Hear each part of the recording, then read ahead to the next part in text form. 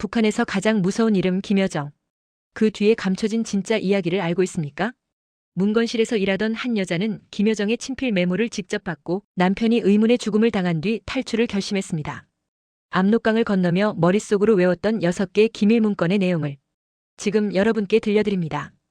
본 영상은 현실 증언을 바탕으로 재구성한 픽션입니다. 구독과 좋아요 계속 만드는 용기가 됩니다.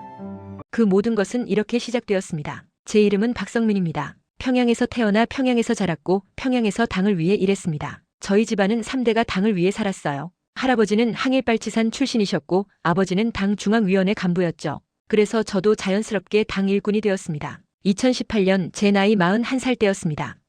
저는 조선노동당 중앙위원회 1급 기밀문건실에서 일했어요. 북한에서 1급 기밀을 다룰 수 있는 사람은 100명도 안 됩니다. 국가 최고 비밀을 다루는 자리였어요. 평양 중구역 아파트에서 살았습니다. 당 간부 가족들만 사는 15층짜리 건물이었어요. 창밖으로 대동강이 보였죠. 여러분도 아시다시피 북한에서 평양 시민이라는 건 특권입니다. 중구역은 그 중에서도 핵심 중의 핵심이었어요. 남편 최정호는 국가보위성 중이었고 아들 민준이는 김일성 군사종합대학에, 딸 수연이는 평양 외국어학원에 다녔습니다. 우리 식구는 모두 나라를 위해 일하고 있었죠. 배급도 다른 지역보다 나았어요. 쌀이 나올 때도 있었고 명절엔 돼지고기도 받았습니다. 출근하면 3번의 보안 검색을 받았습니다. 당 청사 입구 2층 그리고 문건실 앞에서요. 하루에 3번씩 몸수색 받는 게 일상이었어요. 문건실엔 철제 금고들이 벽을 따라 줄지어 있었습니다. 3중 잠금 장치였죠. 첫 번째 열쇠는 제가, 두 번째는 보위부 담당자, 세 번째는 부장님이 가졌어요. 3사람이 동시에 있어야만 열 수 있었습니다. 그 금고 앞문건들이 국가 최고 기밀이었어요. 김정은 원수님의 지시사항, 당 정책, 군사 문서들. 저는 그걸 타이핑하고 정리했습니다. 한 글자라도 틀리면 숙청될 수 있었죠. 점심도 문건실에서 도시락으로 먹었고 퇴근할 땐 옷주머니까지 뒤졌어요. 문건 한 장도 밖으로 못 가져갔습니다. 그래도 저는 행복했습니다. 아버지가 그러셨어요. 성민아, 너는 당의 심장부에서 일하는 거다. 우리 집안의 자랑이야. 그 말이 자랑스러웠습니다. 저녁이면 가족과 함께 식사했어요. 명절엔 어머니와 평양 온반을 만들었고 가끔 옥류관에서 냉면도 먹었죠. 대동강변을 산책하며 평양 야경을 보던 기억이 생생합니다. 우리 평양이 얼마나 발전했나 생각했어요. 1급 기밀실에서 일한다는 건 당의 핵심에 있다는 뜻이었습니다. 무게감도 있었지만 자부심도 컸어요. 나는 혁명 가정 출신이고 당을 위해 비밀을 지키는 사람이다. 매일 그렇게 되뇌었죠. 2018년 겨울 부장님이 저를 불렀습니다. 성민 동무의 충성심을 당에서 높이 평가하고 있어. 그 말에 가슴이 뜨거워졌어요. 집에 돌아와 남편에게 말했죠. 여보, 오늘 부장님이 칭찬하셨어요. 남편도 웃으며 답했습니다. 당연하지. 당신은 혁명 가정의 딸이잖소. 하지만 그때는 몰랐습니다. 제가 보는 문건들이 얼마나 무서운 비밀을 담고 있는지, 이 자리가 얼마나 위험한지 전혀 몰랐어요. 당을 믿고 체제를 믿고 제 삶이 영원히 평온할 거라 생각했습니다. 그렇게 저는 평온한 일상을 살았습니다. 1급 기밀을 다루는 특권, 혁명 가정의 자부심, 평양 시민으로서의 긍지, 모든 게 완벽해 보였어요. 아직은 아무것도 의심하지 않았습니다. 제 남편이 1년 뒤에 죽게 될 줄도, 제가 김여정이라는 이름 앞에서 떨게 될 줄도 몰랐죠. 그때의 저는 그저 당을 믿고 사는 평범한 일꾼이었을 뿐입니다. 모든 게 변한 건 2019년 가을이었습니다. 그해 9월 어느 날 저녁 남편이 집에 오지 않았어요. 보위성 근무가 늦어질 때도 있었지만 그날은 달랐습니다. 밤 11시가 넘어도 연락이 없었죠. 가슴이 두근거렸어요. 북한에서 보위성 일꾼이 연락 없이 늦는 건 좋은 징조가 아니거든요. 다음 날 새벽 4시 보위성 차량이 집 앞에 섰습니다. 2명의 장교가 내렸어요. 제 심장이 멎는 것 같았습니다. 최정호 중위의 가족이십니까?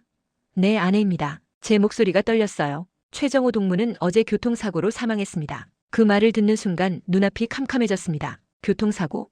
남편은 차도 없었고 늘 조심스러운 사람이었어요. 시신을 볼 수 있습니까? 제가 물었죠. 이미 화장했습니다. 국가보안상 필요한 조치였습니다. 장교는 차갑게 말하고 돌아섰어요. 그게 끝이었습니다. 남편의 마지막 모습도 보지 못했고 장례식도 없었어요.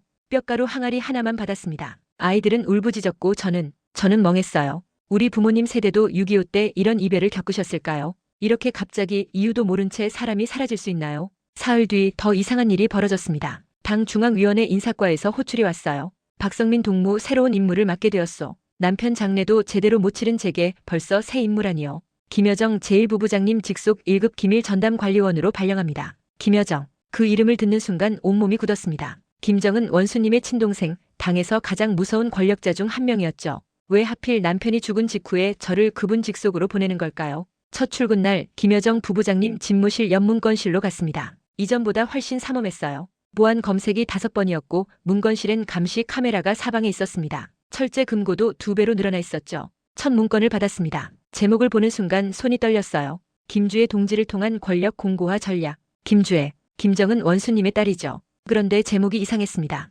김주혜 동지 교육 계획이 아니라 김주혜를 통한 권력 공고화라니요. 주혜는 도구란 말인가요? 타이핑을 시작했습니다. 한 줄 한 줄 읽으면서 등에서 식은땀이 흘렀어요. 문건은 김주혜를 후계자로 키우는 계획 같았지만 곳곳에 이상한 표현들이 있었습니다. 명목상 후계자, 실질적 권력 분리, 섭정 체제 준비, 그리고 문건 마지막 장 김여정 부부장님의 친필 메모가 있었습니다. 빨간 펜으로 쓴 글씨였어요. 주혜는 백두혈통의 상징이다. 하지만 실제 통치 능력은 성인이 된 혈육이 가져야 한다. 제 손이 키보드 위에서 멈췄습니다.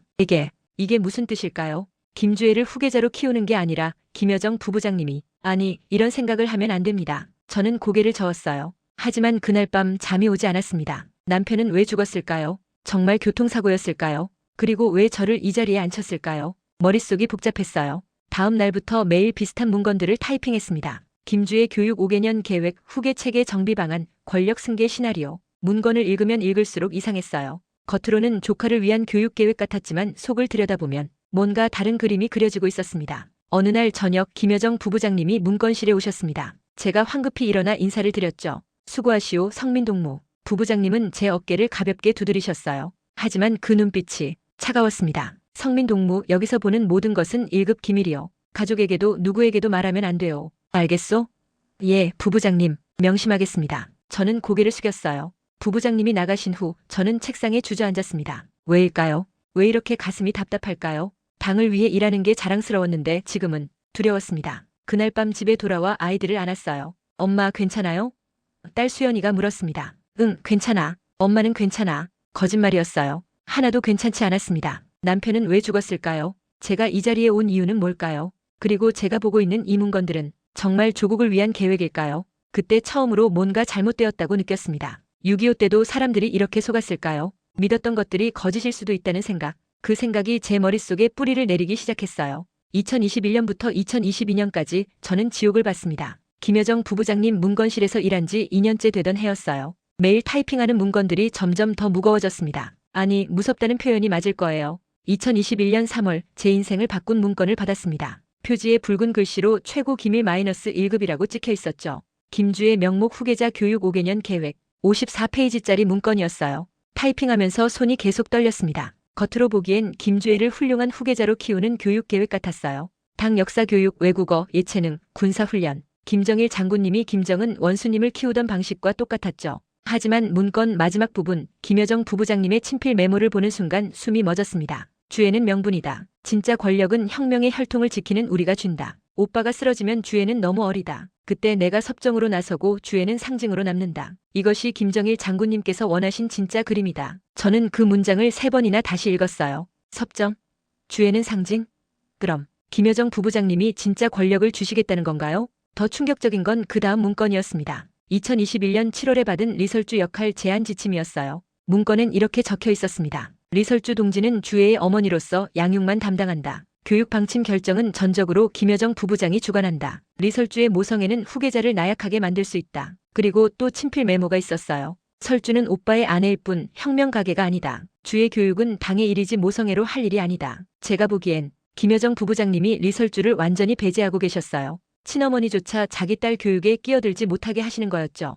2022년 1월 더 무서운 문건이 왔습니다. 김정은 6.25 시 비상권력 승계 시나리오였어요. 그 문건엔 2가지 시나리오가 적혀 있었습니다. 시나리오 A는 김정은 원수님이 갑자기 돌아가실 경우, 시나리오 B는 중병에 걸리실 경우였죠. 두 경우 모두 김여정 부부장님이 실권을 쥐는 내용이었어요. 문건 내용이 너무 구체적이어서 소름이 돋았습니다. 김주혜는 미성년이라 명목상 후계자로만 세우고 김여정 부부장님이 섭정으로 10년간 통치한다. 그리고 친필 메모엔 이렇게 쓰여 있었어요. 주혜는 백두혈통의 상징이다. 하지만 실제 통치는 백두혈통이자 성인인 내가 해야 한다. 어린 여자아이에게 핵버튼을 맡길 순 없다. 타이핑을 하면서 제 손가락이 얼어붙었어요. 이건 교육이 아니었습니다. 쿠데타 준비였어요. 2022년 5월엔 더 끔찍한 문건을 받습니다. 주의 동지 카리스마 교육 지침이었죠. 문건엔 리설주를 완전히 배제한다고 적혀 있었어요. 주의 교육은 김여정 부부장이 전적으로 주관한다. 모성애는 지도자를 나약하게 만든다. 지도자는 사랑이 아닌 두려움으로 키워진다. 교육 방법도 충격적이었습니다.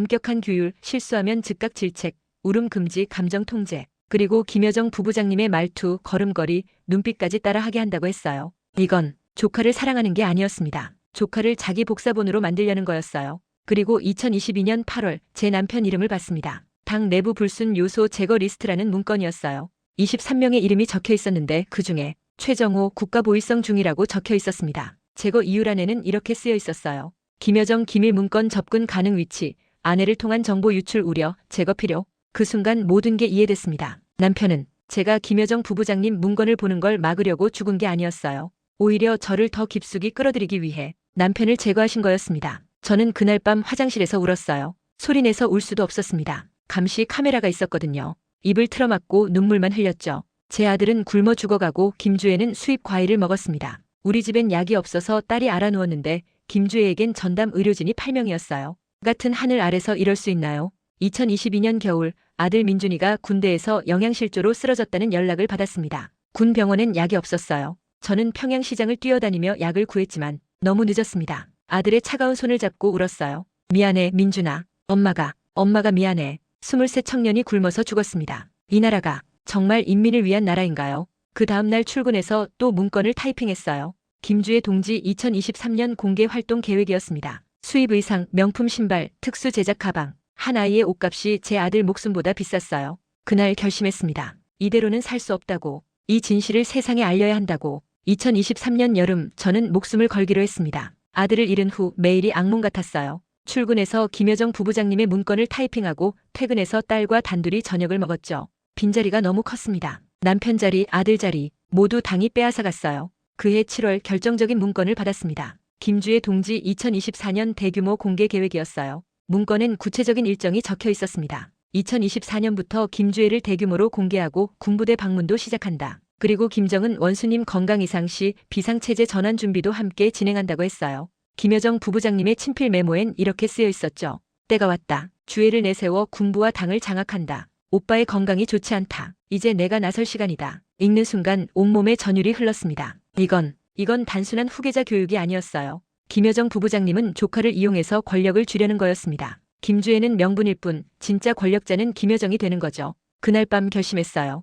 이 문건들을 세상에 알려야 한다고. 북한 주민들이 알아야 합니다. 우리가 믿고 따르는 체제가 어떤 곳인지, 권력자들이 무슨 짓을 하는지. 하지만 문제가 있었어요. 문건을 밖으로 가져갈 수 없었습니다. USB 반출은 불가능했고 복사기도 사용 기록이 남았죠. 퇴근할 때마다 몸수색을 받았어요. 그래서 결정했습니다. 머릿속에 담기로요. 그날부터 매일 밤 문건 내용을 암기했습니다. 김주혜 5개년 계획 54페이지 권력 승계, 시나리오, 리설주 배제 지침, 카리스마 교육 방법, 숙청 명단 23명. 한 글자도 잊으면 안 됐어요. 낮에 타이핑하면서 핵심 내용을 머릿속에 새겼습니다. 저녁에 집에 와서 몰래 노트에 적었어요. 그리고 외운 뒤 즉시 태워버렸죠. 흔적을 남기면 안 됐으니까요. 석 달 동안 그렇게 했습니다. 김여정 부부장님의 친필 메모까지 원문 그대로 암기했어요. 주혜는 명분이다. 섭정체제, 오빠의 건강이 좋지 않다. 한 문장 한 문장이 제 머릿속에 새겨졌습니다. 그러던 2023년 9월 김여정 부부장님이 문건실에 오셨어요. 평소와 달리 오래 계셨습니다. 제가 타이핑하는 걸 한참 지켜보시더니 갑자기 말씀하셨죠.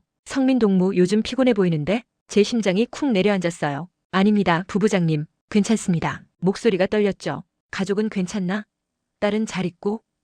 왜 갑자기 제 가족 이야기를 하시는 걸까요? 네, 부부장님. 감사합니다. 김여정 부부장님은 제 어깨에 손을 올리셨어요. 그리고 귓가에 대고 속삭이셨습니다. 성민 동무 본 것은 무덤까지 가져가야 하오. 알겠소? 네. 예, 부부장님. 부부장님이 나가신 후 저는 한참을 그 자리에 서 있었어요. 다리가 후들거렸습니다. 이건 경고였어요. 다음엔 숙청이라는. 그날 밤 딸 수연이에게 말했습니다. 수연아, 엄마가 할 말이 있어. 딸은 불안한 눈으로 저를 봤어요. 왜 엄마? 엄마가 떠나야 할 것 같아. 목이 메었습니다. 어디 가시게요?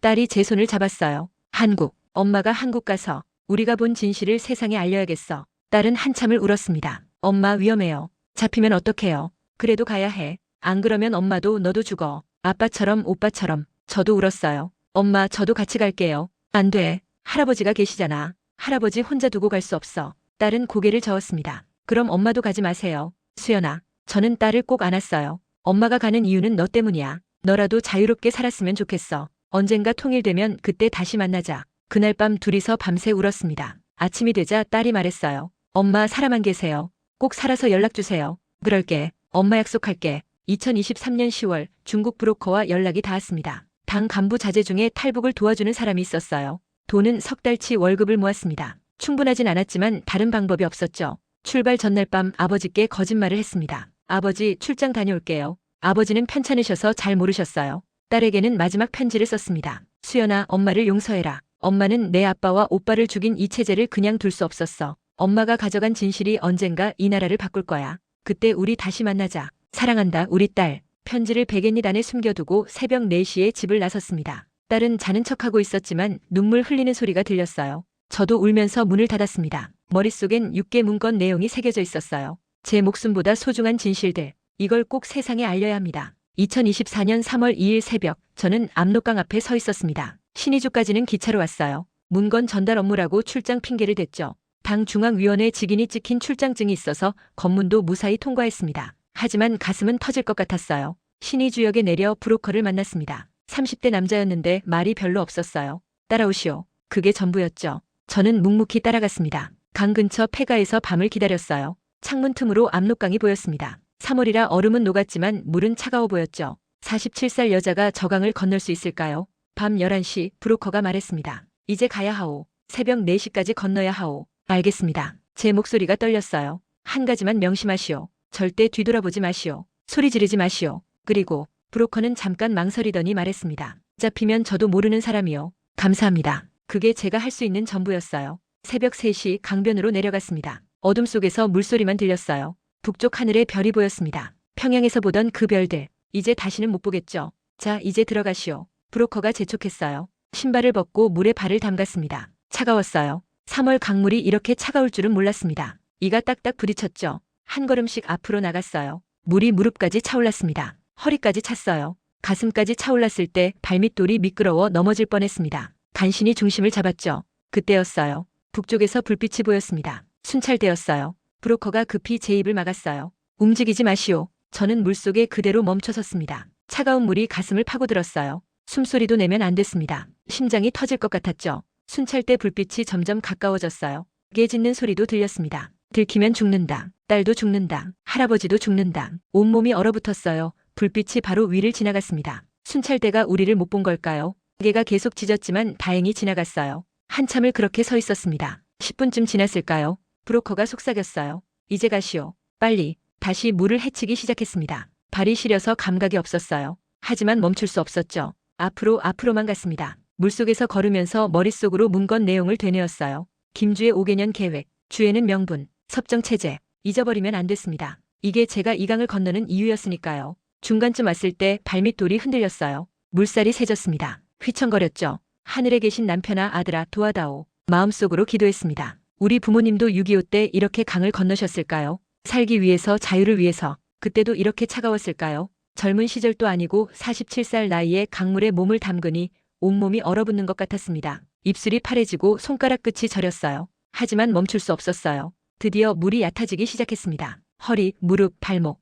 중국 땅이었어요. 강둑을 기어올랐습니다. 온몸이 떨렸죠. 브로커가 옷을 건네줬어요. 빨리 갈아입으시오. 얼어 죽소. 옷을 갈아입으면서 뒤를 돌아봤습니다. 압록강 건너편에 북한이 있었어요. 딸이 있는 곳, 아버지가 계신 곳. 저는 울었습니다. 미안해, 수연아. 할아버지 용서하세요. 소리내어 울 수 없어서 입을 틀어막고 울었어요. 브로커가 재촉했습니다. 가야 하오. 아직 안전하지 않소. 차에 올라타며 마지막으로 강을 봤어요. 검은 물이 흐르고 있었습니다. 저 강을 건넜어요. 이제 돌아갈 수 없습니다. 차 안에서도 계속 떨렸어요. 추위 때문인지 두려움 때문인지 알 수 없었습니다. 하지만 머릿속으론 계속 문건 내용을 되뇌었어요. 김여정, 섭정, 주에는 도구, 숙청명단, 권력 승계. 잊으면 안 됐습니다. 절대 잊으면 안 돼요. 이게 제가 강을 건넌 이유였으니까요. 중국 땅을 밟았습니다. 하지만 아직 자유는 아니었어요. 여기도 위험했죠. 북한 추격조가 올 수도 있고 중국 공안에 잡힐 수도 있었습니다. 그래도 첫걸음을 뗐어요. 자유를 향한 첫걸음을. 중국 단둥에서 2달을 숨어 지냈습니다.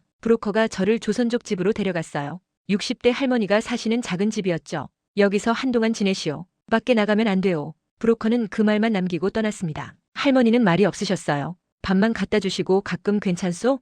라고 물으실 뿐이었죠. 저는 고맙다는 말밖에 할 수 없었습니다. 그날 밤부터 제 전쟁이 시작됐어요. 머릿속에 담긴 문건 내용을 다시 꺼내는 작업이었습니다. 할머니가 노트 한 권을 주셨어요. 필요할 것 같아서. 저는 그 노트에 매일 밤 암기한 내용을 적었습니다. 첫 페이지에 썼어요. 김주의 명목 후계자 교육 5개년 계획 마이너스 2021년 3월 작성, 김여정 친필. 54페이지 문건의 핵심을 정리했습니다. 1차년도 당 역사교육, 2차년도 군사기초, 3차년도 공개준비, 4차년도 대중노출, 5차년도 당 직책 검토, 그리고 가장 중요한 김여정 부부장님의 친필 메모를 적었어요. 주에는 명분이다. 진짜 권력은 혁명의 혈통을 지키는 우리가 준다. 오빠가 쓰러지면 주에는 너무 어리다. 그때 내가 섭정으로 나서고 주에는 상징으로 남는다. 한 글자 한 글자 또박또박 적었습니다. 틀리면 안 됐어요. 이게 증거였으니까요. 이틀째는 리설주 역할 제안 지침을 복원했어요. 리설주는 양육만 담당, 교육 방침은 김여정이 전담, 모성애는 나약함을 만든다. 그리고 친필 메모도 정확히 적었죠. 설주는 오빠의 아내일 뿐 혁명 가게가 아니다. 주의 교육은 당의 일이지 모성애로 할 일이 아니다. 사흘째는 권력 승계 시나리오였습니다. 이게 가장 중요했어요. 김정은 원수님 유고 시 김여정이 섭정으로 나서고 김주애는 명목상 후계자로만 세운다. 일주일 동안 매일 밤 노트에 적었습니다. 낮엔 창문 틈으로 밖을 보며 불안해했고 밤엔 기억을 되살렸어요. 잊어버릴까 두려웠습니다. 가끔 할머니가 물으셨어요. 뭘 그렇게 쓰시오? 제가 본 진실을 기록하는 거예요. 그게 뭔데요? 북한 권력자들의 진짜 모습이요. 세상 사람들이 알아야 할 진실이에요. 할머니는 한숨을 쉬셨어요. 고생이 많소. 같은 민족인데 이렇게 살아야 하니. 그 말에 눈물이 났습니다. 정말 같은 민족인데 왜 이렇게 살아야 할까요? 한 달쯤 지났을 때 할머니가 급하게 들어오셨어요. 공안이 근처를 돌고 있어. 숨어야 하오. 제 심장이 쿵 내려앉았어요. 노트를 얼른 옷 속에 감췄습니다. 이걸 빼앗기면 모든 게 끝이에요. 할머니가 저를 지하실로 데려갔어요. 좁고 어두운 공간이었죠. 여기 있으시오. 소리 내지 마시오. 위에서 발소리가 들렸습니다. 중국말이 들렸어요. 공안이 집안을 뒤지는 것 같았습니다. 저는 숨도 못 쉬고 있었어요. 1시간쯤 지났을까요? 발소리가 멀어졌습니다. 할머니가 내려오셨어요. 됐소. 다행이요. 그날 밤 잠을 못 잤습니다. 북한에 잡혀갈 뻔했어요. 만약 잡혔다면 딸도 아버지도 모두 죽었을 겁니다. 다음 날부터 더 빨리 기록했어요. 숙청 명단 23명도 다 적었습니다. 제 남편 이름도 있었죠. 최정호 국가보위성 중위 정보 유출 우려로 제거 필요. 그걸 적으면서 또 울었어요. 여보 미안해요. 당신이 저를 지키려고 죽은 게 아니라 저를 함정에 빠뜨리려고 당신을 죽인 거였어요. 이달째 되던 날 할머니가 말씀하셨습니다. 한국 가는 길 찾았소. 태국으로 가야 하오. 태국이요? 그래요. 거기서 한국 대사관 찾아가면 돼요. 드디어 한국으로 갈 수 있다는 희망이 보였어요. 하지만 동시에 두려웠습니다. 그 먼 길을 제가 갈 수 있을까요? 출발 전날 밤 노트를 다시 한번 확인했어요. 6개 문건 내용이 모두 정리돼 있었습니다. 김여정의 진짜 목적, 김주애를 이용한 권력 장악 계획, 리설주 배제, 숙청 명단. 이게 제가 목숨 걸고 가져온 진실이에요. 절대 잃어버릴 수 없었습니다. 할머니께 인사드렸어요. 할머니 정말 감사했습니다. 은혜 평생 잊지 않겠습니다. 잘 가시오. 한국 가서 우리 이야기 좀 해주시오. 같은 민족이 이렇게 살면 안 되잖소. 꼭 그렇게 하겠습니다. 노트를 속옷 안에 숨기고 출발했어요. 비행기를 타고 태국으로 가는 길, 제 인생에서 가장 긴 여행이 시작됐습니다. 2024년 5월 저는 태국 방콕 공항에 섰습니다. 중국에서 태국까지 오는 길은 악몽 같았어요. 가짜 신분증을 들고 공항 검색대를 지나갈 때 심장이 터질 것 같았습니다. 검색대 직원이 제 얼굴과 신분증을 번갈아 봤어요. 그 몇 초가 몇 시간처럼 느껴졌죠. 통과하세요. 그 말을 듣고 비행기에 올랐을 때 다리에 힘이 풀렸어요. 비행기 안에서도 노트를 놓을 수 없었습니다. 속옷 안에 꽁꽁 숨겨뒀죠. 이걸 빼앗기면 모든 게 끝이에요. 남편도 아들도 그리고 제가 겪은 모든 고통이 헛된 게 됩니다. 방콕 공항에 도착했어요. 사람들이 너무 많았습니다. 여러 나라 말이 들렸죠. 영어, 태국어, 중국어. 저는 북한 사투리를 들킬까봐 입도 못 댔어요. 브로커가 연결해준 사람을 만났습니다. 태국 교포였어요. 따라오세요. 한국 대사관까지 데려다 드릴게요. 차를 타고 가는 내내 긴장했습니다. 창밖으로 방콕 거리가 보였어요. 높은 빌딩들, 화려한 간판들, 길거리 음식 파는 사람들. 북한과는 완전히 다른 세상이었죠. 저기 사람들은 자유롭게 사는구나. 먹고 싶은 거 사 먹고 가고 싶은 데 가고. 부러웠어요. 1시간쯤 달렸을까요? 차가 큰 건물 앞에 섰습니다. 여기가 한국 대사관입니다. 들어가세요. 제 손이 떨렸어요. 저 문 안으로 들어가면 정말 한국 사람이 되는 건가요? 대사관 정문을 들어섰습니다. 경비원이 물었어요. 무슨 일로 오셨습니까? 저는 목이 메었습니다. 북한에서 왔습니다. 도와주세요. 경비원 표정이 달라졌어요. 급히 어디론가 전화를 했습니다. 잠시 후 직원 한 분이 나왔어요. 안으로 들어오세요. 안전합니다. 그 말을 듣는 순간 눈물이 쏟아졌습니다. 안전하다고요? 정말 안전한 건가요? 작은 방으로 안내받았어요. 직원분이 물 한 잔을 건넸습니다. 천천히 드세요. 괜찮아요. 한참을 울었습니다. 그동안 참았던 눈물이 다 나오는 것 같았어요. 남편 생각, 아들 생각, 딸 생각 모두가 떠올랐죠. 어떻게 오셨어요? 직원분이 물었어요. 저는 조선노동당 중앙위원회에서 일했습니다. 1급 기밀문건 관리원이었어요. 직원분 눈이 커졌어요. 1급 기밀이요? 네. 김여정 부부장 직속이었습니다. 그분의 진짜 목적을 알게 됐어요. 무슨 내용인데요? 저는 속옷에서 노트를 꺼냈습니다. 여기 다 적혀 있어요. 김여정이 조카를 이용해서 권력을 잡으려는 계획이요. 직원분이 노트를 받아들었어요. 페이지를 넘기며 읽더니 얼굴이 굳어졌습니다. 이건 엄청난 정보네요. 잠시만 기다려주세요. 1시간쯤 지났을까요? 양복 입은 분들이 여러 명 들어왔어요. 나중에 알았지만 국정원 직원들이었습니다. 박성민 씨 맞으시죠? 이 노트 내용이 정말입니까? 네, 제가 직접 타이핑했던 문건들이에요. 석 달 동안 암기해서 중국에서 복원했습니다. 김여정이 김주애를 이용한다는 내용 확실합니까? 확실합니다. 친필 메모까지 봤어요. 주애는 명분이고 진짜 권력은 김여정이 준다는. 직원들이 서로 눈을 마주쳤어요. 이건 정말 엄청난 정보입니다. 북한 권력 구조를 완전히 새로 봐야 할 것 같은데요. 제발 이 정보 잘 활용해 주세요. 저는 이걸 알리려고 가족을 버리고 왔어요. 직원 한 분이 제 손을 잡았어요. 잘 오셨어요. 정말 용감한 결정이었어요. 대한민국이 보호하겠습니다. 그 말에 또 울었습니다. 보호해준다고요? 정말 제가 보호받을 수 있나요? 이제 한국으로 가실 겁니다. 비행기 표 준비.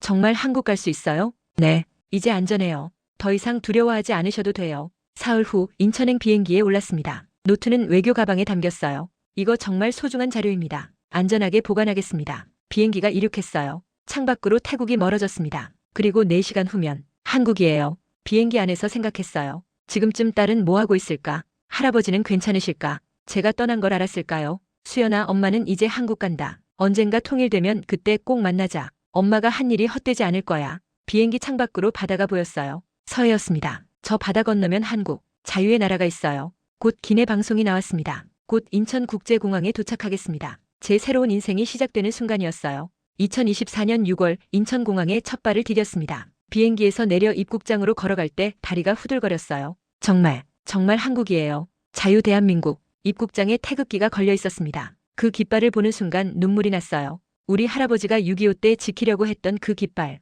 이제 제가 그 깃발 아래 서 있어요. 국정원 직원들이 저를 안내했습니다. 박성민 씨 환영합니다. 대한민국에 오신 걸 환영해요. 감사합니다. 정말 감사합니다. 목이 메어 더는 말할 수 없었어요. 차를 타고 하나원으로 갔습니다. 탈북민들이 적응 교육받는 곳이었죠. 창밖으로 한국 거리가 보였어요. 깨끗한 도로, 많은 차들, 환한 거리. 모든 게 신기했습니다. 여기는 정말 자유로운 나라구나. 하나원에서 3개월을 보냈어요. 하지만 저는 특별 보호 대상이었습니다. 제가 가진 정보 때문이었죠. 매주 국정원 직원들이 와서 제 노트 내용을 확인했어요. 박성민 씨, 김여정의 친필 메모를 정확히 기억하시나요? 네, 확실해요. 주애는 명분이다. 진짜 권력은 혁명의 혈통을 지키는 우리가 준다. 그렇게 쓰여 있었어요. 섭정체제 준비는 언제부터였나요?